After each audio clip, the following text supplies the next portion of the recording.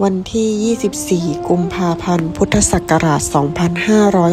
2569 พระครูไทยถวายปัจจัยบำรุงพุทธศาสนา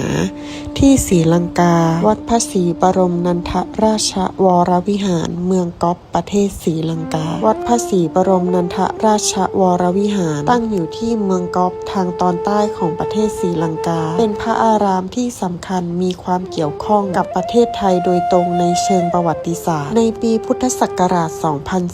2439 พระบาทสมเด็จพระจุลจอมเกล้าเจ้าอยู่หัวรัชกาลที่ 5 ได้เสด็จพระราชดำเนินเยือนประเทศศรีลังกาและเสด็จมานมัสการณวัดแห่งนี้ภายในวัดมีจุฬาลงกรณ์ธรรมศาลาซึ่งสร้างขึ้นเพื่อเป็นที่ระลึกถึงการเสด็จของรัชกาลที่ 5 เป็นสัญลักษณ์แห่งความสัมพันธ์ระหว่างประเทศไทยและศรีลังกาวัดแห่งนี้ยังเป็นสถานที่ที่ประเทศไทยเคยจัดพิธีถวายผ้าพระกฐินพระราชทานตอกย้ำสายสัมพันธ์ทางพระพุทธศาสนาระหว่างประเทศไทยและประเทศศรีลังกาวัดพระศรีบรมนันทราชวรวิหาร